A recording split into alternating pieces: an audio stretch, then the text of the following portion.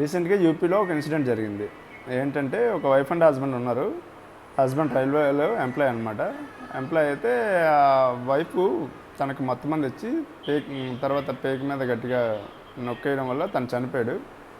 చనిపోయాక పోలీసులకి నేను స్మార్ట్గా ఆలోచించి పోలీసులకి ఫోన్ చేసి, ఏమండి మా ఆయన చనిపోయాడు హార్ట్ అటాక్ వల్ల అని చెప్తే, వాళ్ళు వచ్చి చూశాక దీన్ని పోస్ట్మార్టంకి పంపించాలని చెప్తే, పోస్ట్మార్టంకి వెళ్ళిన తర్వాత ఏం జరిగిందంటే తను గొంతు మీద ప్రెజర్ ఎక్కువ పడడం వల్ల చనిపోయాడని తెలిసింది.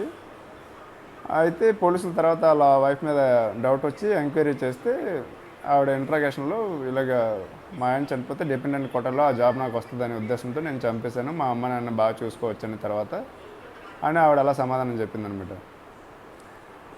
అయితే ఇప్పుడు గవర్నమెంట్ ఎంప్లాయీస్తోనే ఇలాంటి ఫ్రాడ్లు ఏం జరగట్లేదని అనుకుంటున్నాం. అంటే ఈ బర్నాలు అలిమోనీలు అవి అడగడం ఒక వంతు అయితే, ఇంకా రీసెంట్గా ఇలా చంపేసి ఆ ఉద్యోగం తీసుకునే ఆలోచనలు కూడా లేట్ తీసుకొచ్చాయి.